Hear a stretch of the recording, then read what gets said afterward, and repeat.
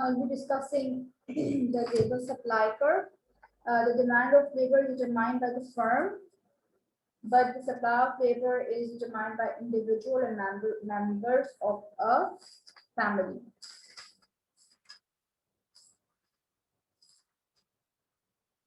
To illustrate how the trade-off between income and leisure affects the labor supply decision, let's recall the real income leisure trade-off model, where the real wage is the real amount that a worker receives in exchange for giving up a unit of labor, like an hour, a week, for example. For work, it is an important determinant of quantity of labor that is supplied. Real wage affects the labor supply decision in two ways. First, an increase in the real wage raises the benefit of working an additional hour and thus tend to make the worker want to supply more labor. Another is second, an increase in the real wage makes worker effectively wealthier because for the same amount of work they now earn a higher real income.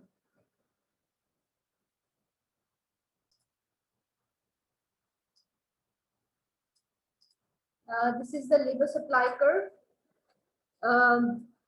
The horizontal axis shows the amount of labor that a worker will supply for any given current real wage.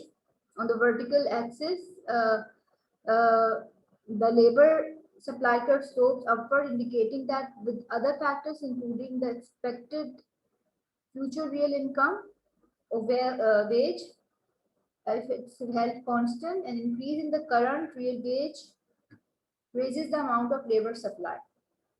If you increase the current real wage, the labor supply will be increasing as more labor are available on higher wages.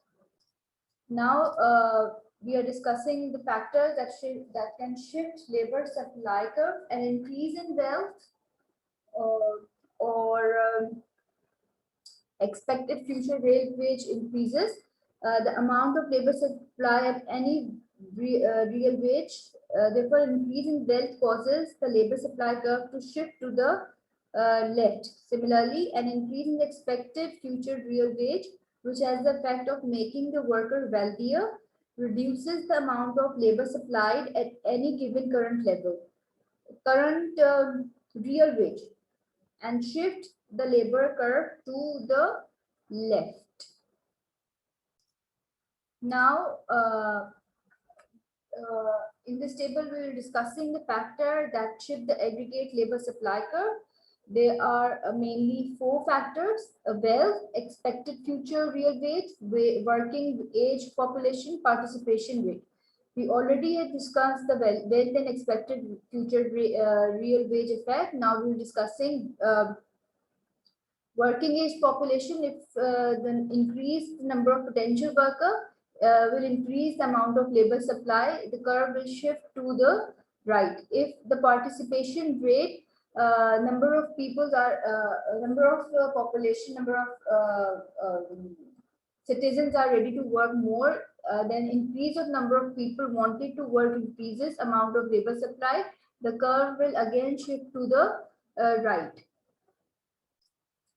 Labor market of equilibrium. Equilibrium, as you already know, that in equilibrium state is a state where things are not changed. Equilibrium in the market requires that the aggregate quantity of labor demanded equals the aggregate quantity of labor supplied. The basic supply-demand model of the labor market is introduced here for the classical model of labor market, which is based on the assumption that the real wage adjusted responsibly quickly to equate labor supply and labor demand. Wages are flexible. It means wages are flexible and quickly adjusted. This is the diagram which shows the labor market equilibrium. The quantity of labor demand equals the quantity of labor supplied at point E.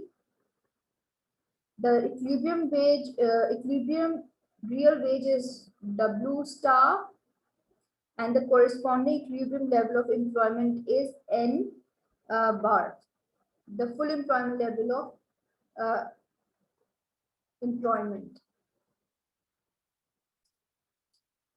Now we will discussing if any shock appear in the market, what will be the effect. Let's discuss effect of temporary adverse supply shock on labor market. An adverse supply shock that lower the marginal product of labor. This curve, it means labor demand curve, reduces the quantity of labor demanded at real wage rate. Thus, the labor demand curve shifted left from N1 to N2, and the labor demand equilibrium moves from A to B. The adverse supply shock caused the real wages fall from W1 to W2 and reduces the full employment level of employment from N1 to N2. Now I'm telling you the difference of full employment output and full employment level of employment. What is the difference? There's two different definition. Let's see full employment output, which is Y, sometimes called potential output.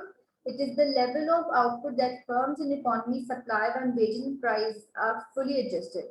But when the equilibrium level of employment achieved after the complete adjustment of wages and prices, it is known as the full employment level of employment.